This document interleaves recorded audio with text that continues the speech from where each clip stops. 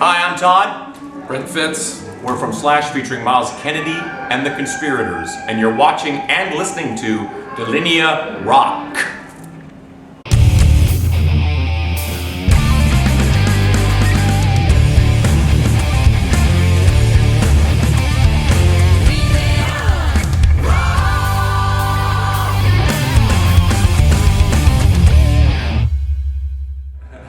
Hi Todd, hi Brent.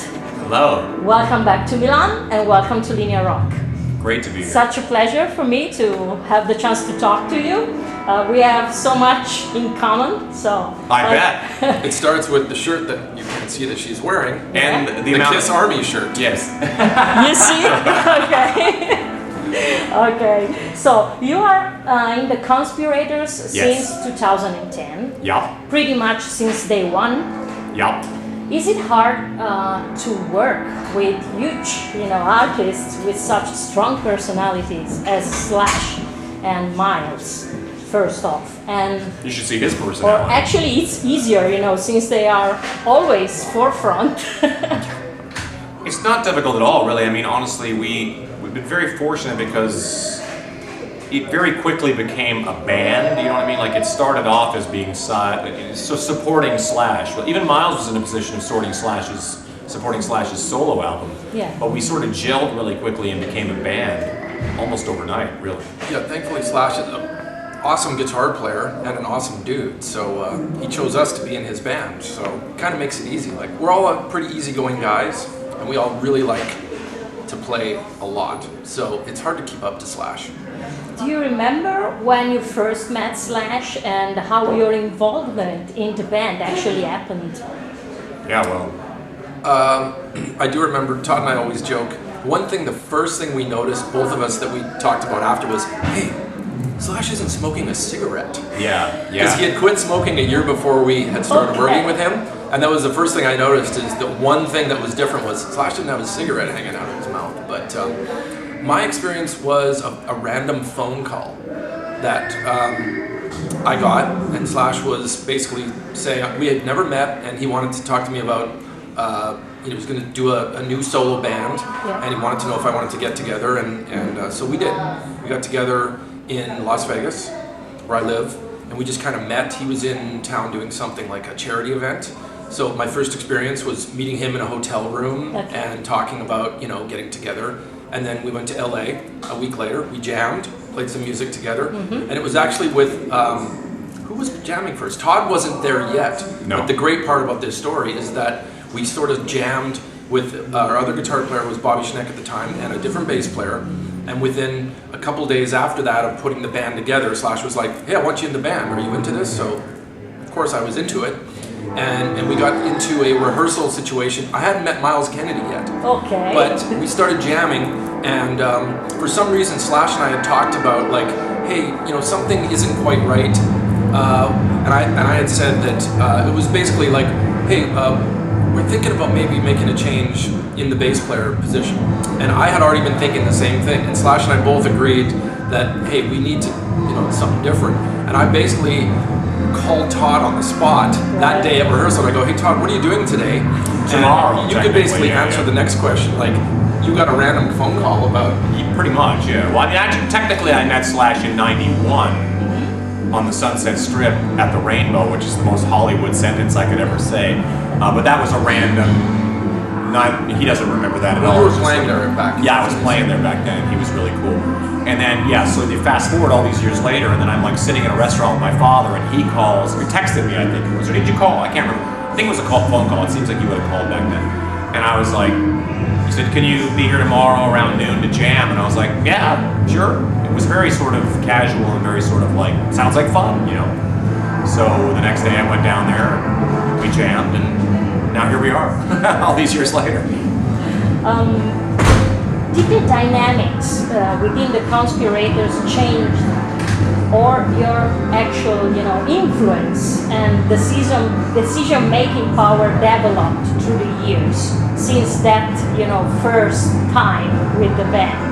Well, in the beginning, we were, like I said, we were supporting Slash's solo record at the time, We were playing a lot of Slash's Snake Pit, Velvet Revolver, Guns N' Roses. So I remember that. At first we were sort of, just sort of supporting what he was doing. It wasn't until we recorded Apocalyptic Love in 2012 when we get to play our own parts, on record. Slash was never sort of dictatorial or telling us what to play. It was just kind of do what you do and play how you play.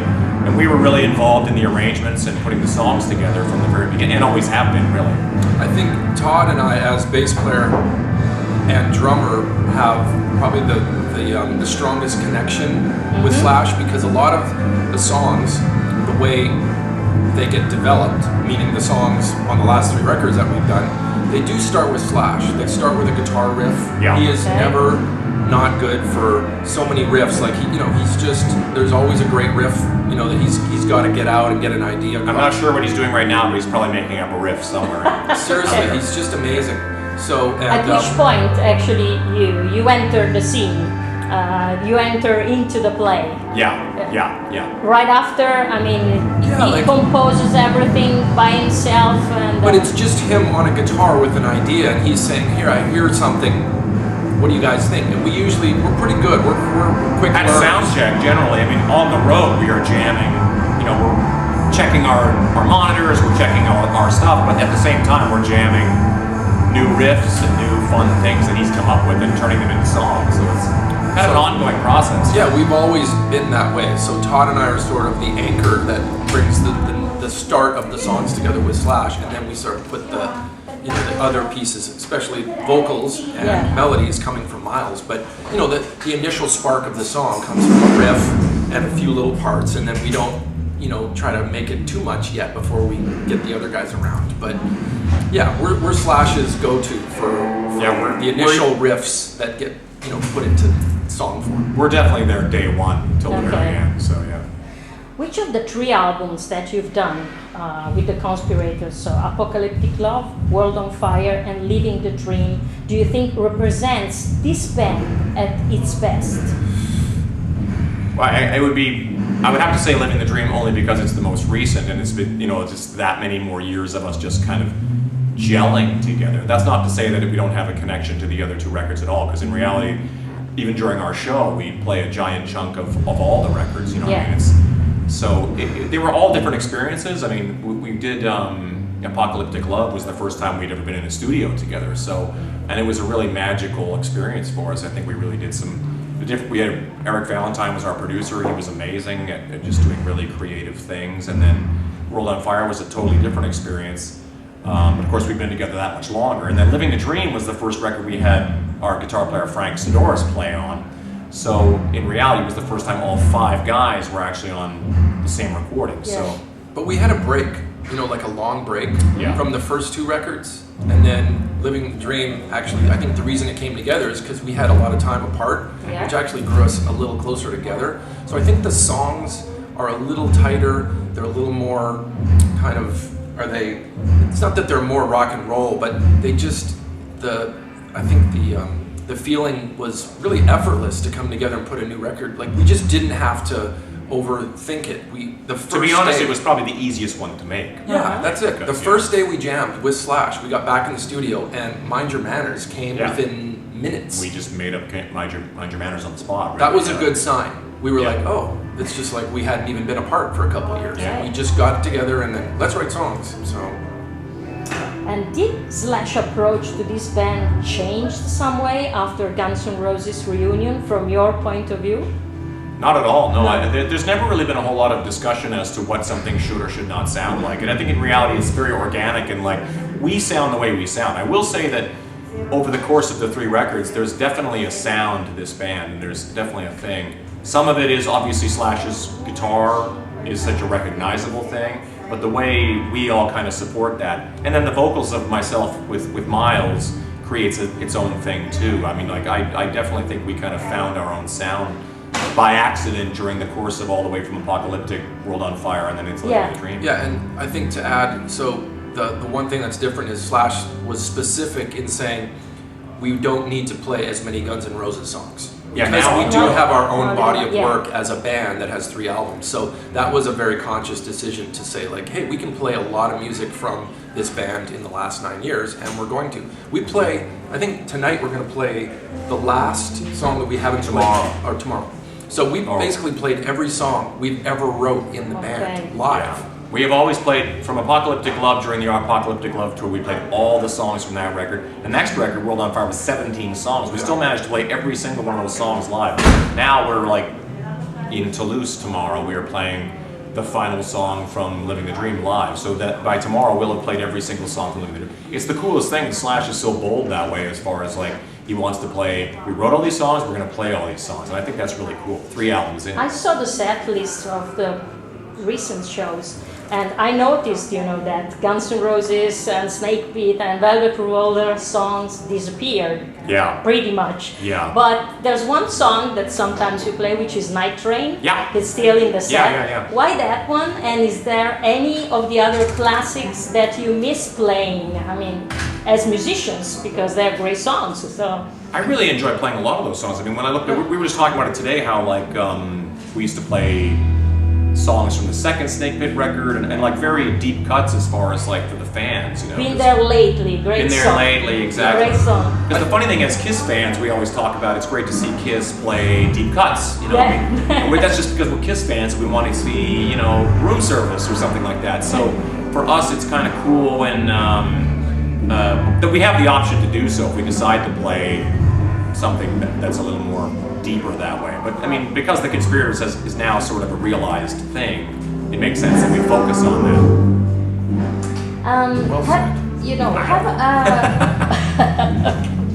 Have scheduled conflicts, with Alter Bridge, especially for Myles, sometimes been difficult to deal with? It's always been there. It's always been that way. That's the way the band started. Was Myles Kennedy was always in another band, and then he became a solo artist. And he became a solo artist, and there wasn't Guns N' Roses to put into a schedule. Yeah. So really, and we still made it work. Yeah. With all of that going on, we still have a full-on world tour in place, and we can make it work. It just means a few more phone calls and arrangements with schedules, but.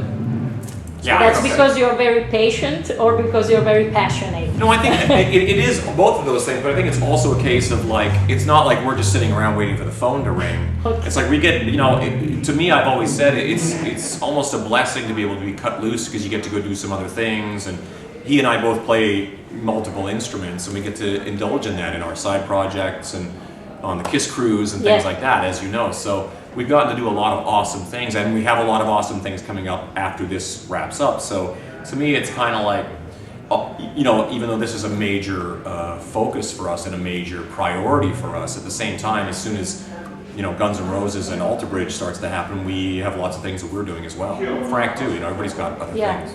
It proves that by having separation and time apart, it actually brings things better together. Like I said, the time away to putting a record together, living the dream, and then touring was beneficial to this band. So it's always good. Back to the set list.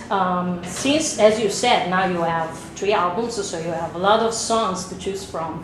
Who decides the set list every night, and does it change during the tour, or you have a fixed one that you maintain pretty much? It's been a little bit more consistent on this tour. After all these years now, we realize Anastasia will always be in the set. You're a Lie. World on Fire. World on Fire. There's like songs that have now become classics or like set favorites. Yeah. So those are staples, as we call them. But Slash is still, he likes to massage the set list accordingly. Tonight he's like, hey, let's try. We sort of swap out a few here and there, but it is Slash's thing. He likes to build the set list, and of course we're always cool. Like, we're going to change the set list up tonight. So we do have focus. We always keep forgetting that we focus on the 2010 solo record, which is the whole reason we came together in the first place. So there's quite a few songs that come off of, which is where Myles started with Slash too. So Back from Cali and Starlight both come from that record, and plus we do a few other songs from that record as well. So. You also sing a couple of songs sometimes, which are Dr. Alibi and We're All Gonna Die. Yeah, which is funny because those are the same 2 songs I've been singing since 2010. In a funny way, they kind of swap in and out. And over the years, I've done Guns N' Roses songs, and and whatnot. So it's always very kind of them to kind of throw me a couple songs. I think Myles enjoys the break for his voice and just to kind of get his that's rest the trick. together. Okay. Yeah, But exactly. why the Lemmy and Iggy Pop song? Well, those Did are you from pick them? Well, it's funny, because it's like nobody sings it better than Todd. Well, that's why. It's funny because I always say that kind of Myles is such a singer, and I am the whiskey.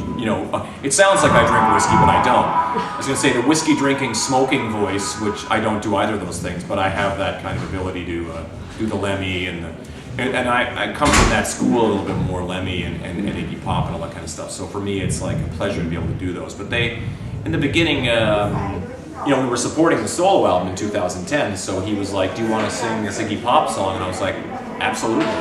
And then after that, we added the Lemmy song. The Lemmy song ended up on the first live DVD we did in 2011. So it's become somewhat synonymous with myself, and I'm honored to be able to say that, being as big a fan as I am of Lemmy and Iggy Pop for that matter. As we already mentioned, you both were on the KISS Cruise number 8. I was there too. You were? But yeah, yes, I was there. Cool. But Tom And KISS Cruise 7, actually. We were both on KISS Cruise 7 as well, but I wasn't there. Yeah, I but was you there weren't for there. the 8th one, and it was my first one. It was so exciting and That was amazing. that was a good one. Yeah. You picked a good one to come to. Yeah, you see, I have good taste. Yeah. Okay, but Todd, really, let me compliment you. Of course, Brent, you've been great too. But Todd, it was such a great surprise to see him, play guitar and sing in Paul Stanley's shoes. From those 80s songs, which are Those very are big shoes. hard, Be careful. hard to sing. They And, really, I'm talking, for the whole KISS Army. We were so excited and so thankful to you because those with Bruce were great shows. Oh, thank you. Those were. So. Well, I can tell you this real quick, just to back up. We did something cool in 2009, almost similarly to what we did on the cruise with Bruce Kulick. Okay. And we did some things that we filmed for Gene Simmons' Family Jewels, which was an episode of.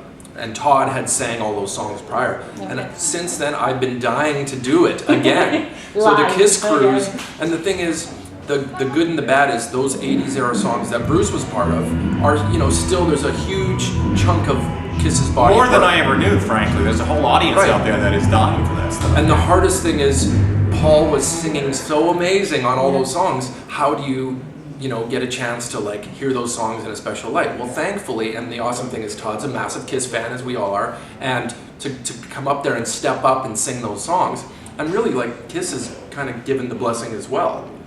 Having us on the cruise, being able to do those songs. Yeah. So I think it's the ultimate honor to be able to do that and share how much we love those songs with all the fans. If you were there and you saw it, you could see how much we love doing it too. We could feel it, that you were really into those songs. Oh, yeah. Well, and to be straight up honest, it's the most challenging thing I've ever had to do is sing those songs. I really honestly believe that Paul Stanley is completely irreplaceable. I think he's, he is the best frontman, the best showman, and especially, in his day was the best singer in the whole wide world. So he, to be able to kind of step up there and do that is for me, it's a kid in a candy store. It's like, you're like, wow, we get to play these songs and with my friends and for all these people. Not it's like, forget, wow.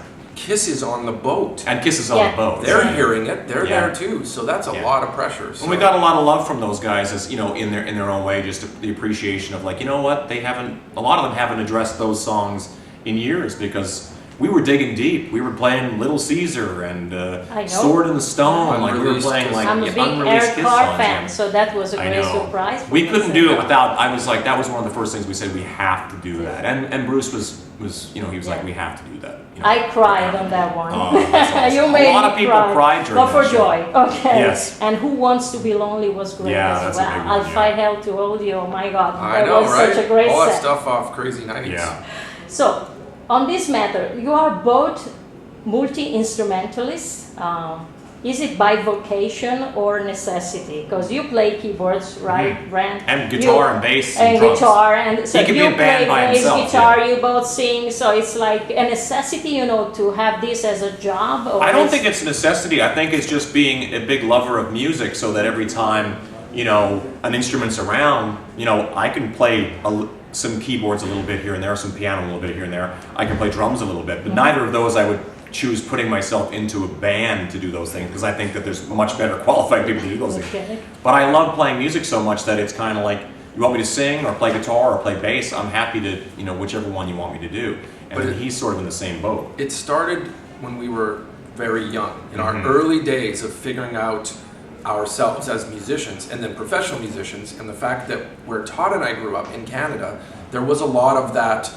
We got chances to play cover songs in clubs at very young ages, in our teens. But part of doing that was playing other people's songs and having to sing and play guitar. So we actually figured stuff out when we were really young. You learn to sing harmonies that way, you learn to play together as a group, So, and you learn to be on stage too. All of the stuff that we do in Slash's band and with Bruce on the Cruise or any other bands that we play with, it kind of comes back to what we did in the very first days when we got to play in front of people. Was we wanted to play different. Hey, you want me to play bass? You want me to play guitar? Like Todd played bass first. Yes, in your first I started band, as a bass player. Playing in front of people. You were a bass player. Yeah. And he wasn't the lead singer, but somehow you got defaulted into. Well, it was eventually my little brother started playing bass, and we put a band together. So I went, I'll be Paul Stanley now. I'll be the rhythm guitar player, singer guy, and he played bass. So that's how I got kind of like kicked off the bass guitar.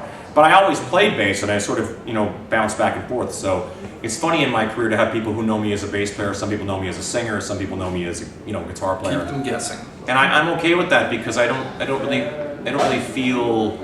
I feel like all those things have helped me in each of those different roles. Whenever I'm playing with Slash, I'm still singing with Myles all the time. I got to keep the rhythm together with him on bass and drums. I got to play with the guitar player, so I'm constantly sort of like involved. It's very 3D, because Myles Kennedy is a really great guitar player too. He's a very so his role as just the lead singer in this band, and he plays very limited guitar, but But if you see him in Alter Bridge, he's a lead guitar player. It's a whole other thing. And Brent, you also played in Union with Bruce again and with John Corabi. What do you remember of that experience? And who's more demanding? Is Corabi was on the Cruise too? Bruce or Slash as a boss? Well, the good thing of my good memory from the start of that was a chance to play with. I grew up loving KISS. I loved a lot of bands, but KISS was pretty much the most important band to really, my first love of music. And the first time we saw KISS live, Bruce was in the band. Bruce was in the band. Yeah. So it We sort of was saw him on like, Analyze. this was the right opportunity to start a great new band with someone from KISS and someone, John Corabi, who was coming from Motley Crue. Now the most important thing was making new music with those guys. It wasn't like I was just in a cover band. I was playing, we got to write new songs.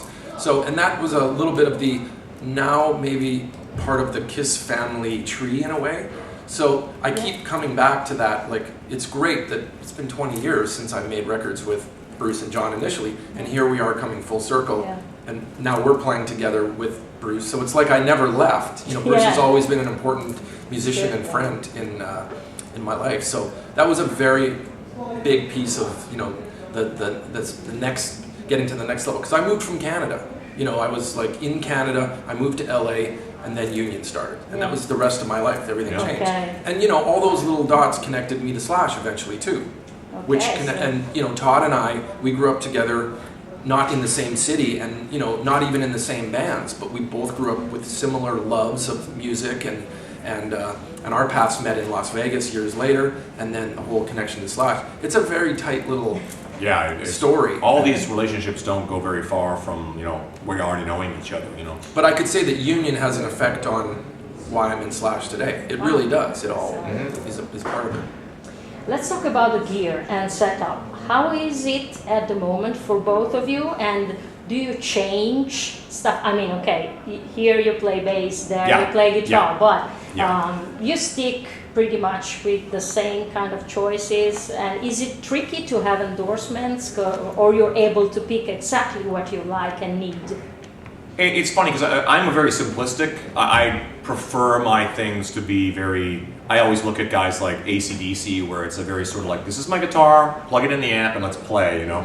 But that's I kind of come from that school. I'm not a lead guitar player where I have to have a million pedals and all that kind of stuff. But as far as, you know, endorsements go, I think endorsements are largely based on, you know, on what you're particularly looking for, you know. So I think we're both lucky to have the companies that we work with. I have my own signature guitar that I do with a company out of Canada. And bass. Guitar and bass. So, but largely it's, you know, for me it's all simplicity. Because I know I've been playing on stage for a gazillion years. Yeah. And it's always, the less is more as far as like, you know, because we really beat the hell out of our stuff. Slash is an animal on the guitar too. So, and I'm not much different. So it's kind of like it has to be able to, it's almost like I need a guitar that can take the abuse, and I need, on my bass it's currently one volume, and I turn myself on and off with a kill switch on the bass, because I just want my one tone, like Lemmy or like John Entwistle, you know, where you got a very particular sound, which is kind of what I'm more kind of like,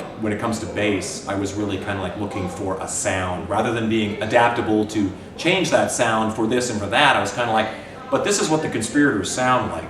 We sound like this. This is what the bass sounds like in this band, you know.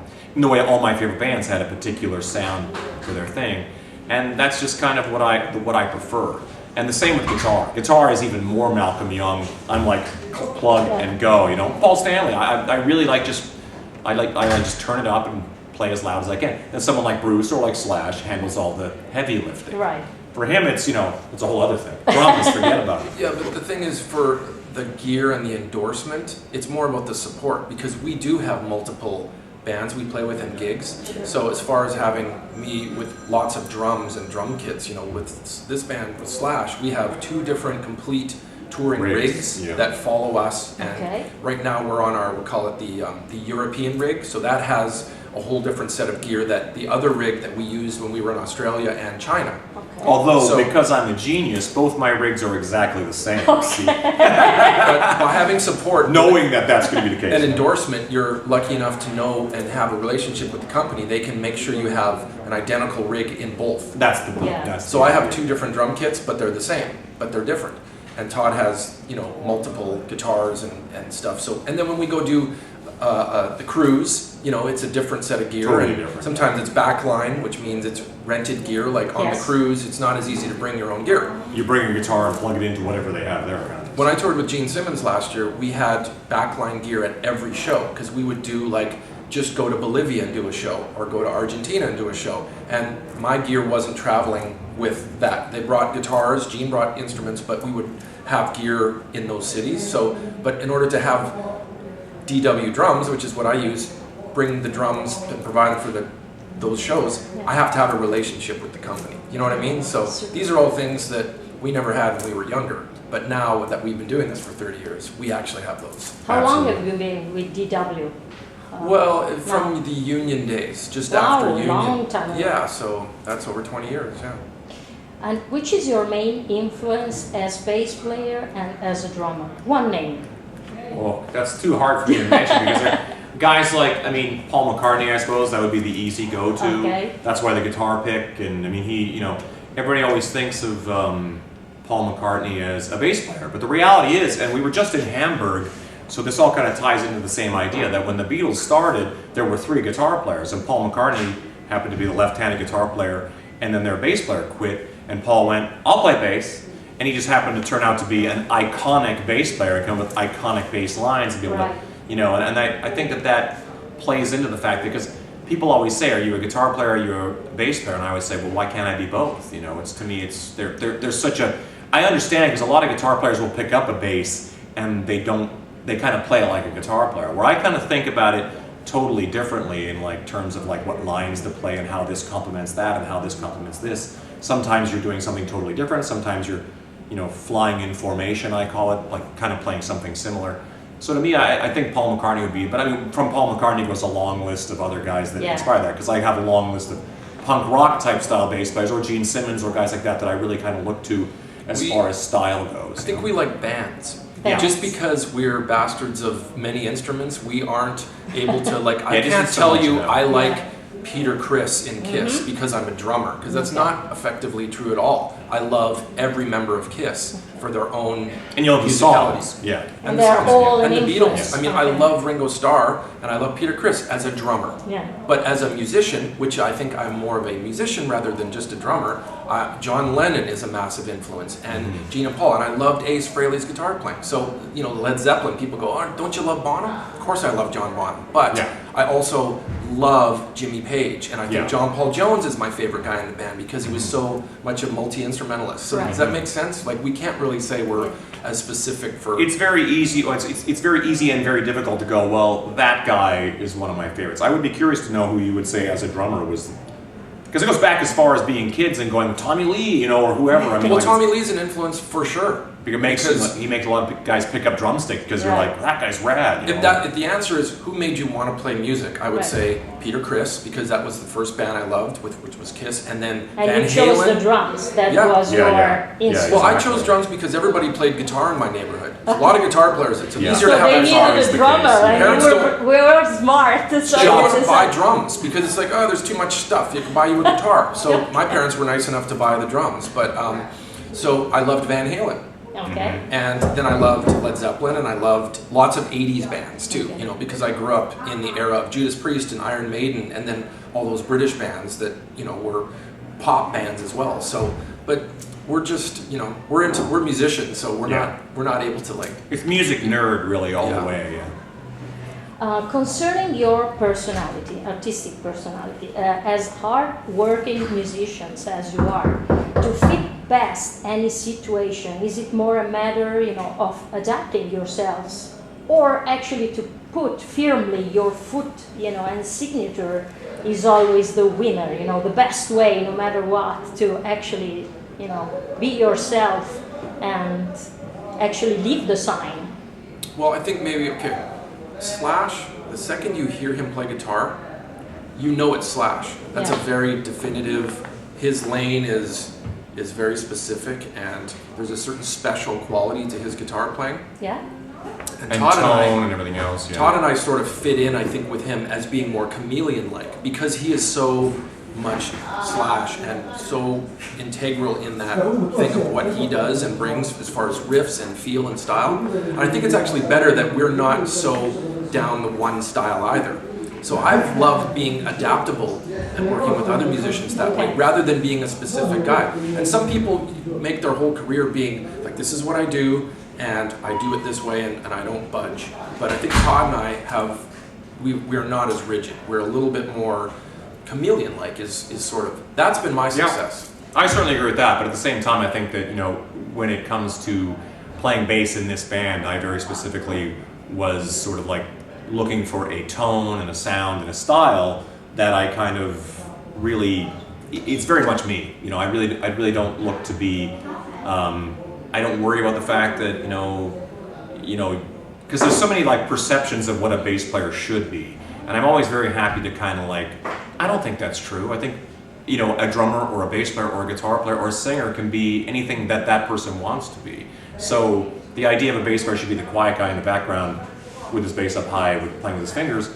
There's a lot of amazing players that I really respect like that, but at the same time, I'm like, I don't necessarily think that needs to be the case. You know, Paul Simmons from the Clash is one of my favorite bass players, and his bass is really low, and he's running around, and I go, those are the kind of guys that I always kind of gravitated towards. It's just the way, you know, it goes. So, but you definitely have a good style because you're a lead singer, and you enjoy, you know, like a Paul McCartney as an influence. There's always going to be that, you know, highly musical aspect of your playing, which isn't, you know, just bass playing. Yeah. Right. Do I have time for a last question? Sure, one last question. Okay. Do you travel by nightliner or you're flying? Oh, both. We do both. But both. Okay. So we heard a lot of stories on those nightliners. Which is the best and worst part of it for you? It's funny because we started this tour in Asia, Australia, and New Zealand. It was all flying. Okay. So, and there's something really kind of cool about it, you know, because you play a show, you go back to your hotel, you get up in the morning, you fly to the next place. So, which is awesome, but after a while you start to feel like, oh man, I don't want to have to wake up in the morning and have to go to the airport, because the airport sucks. I don't care who you are. It takes more time Yeah. to go to the airport and actually get on. But the it is plane. nice going back to a hotel after the gig. So and then you get, I can't wait to get on the bus, and eventually you're on the bus for a while and you go, oh man, I wish I could go back to the hotel. So there's great things and bad things about both. We actually really love being on the bus because we have our own little Conspirators lounge that we hang out and watch shows and movies, and we enjoy each other's company. So the three of us really.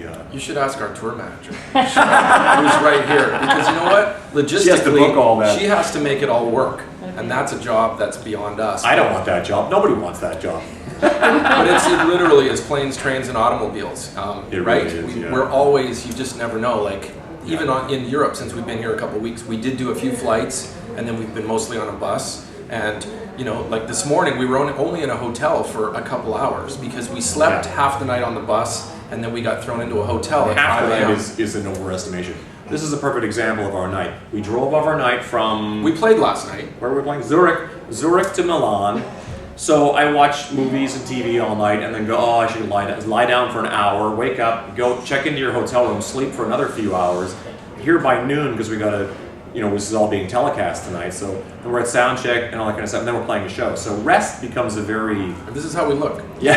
We're still okay. That's You why look the amazing. black, always in the black, but that's You are very rock why and rest roll. becomes a pretty hot commodity that you have to kind of like, it's like gold, you have to hold on to it for sure. Thanks, guys, for your time, for Thank this you. great interview, Thank and you looking so forward much. to see you play and to see you again next Will time. we see you on the Fun. cruise next year? This year? I don't know if we're going to be on We'll the look cruise. forward to that. Hopefully we'll be on the cruise, we'll see. Ciao. Ciao.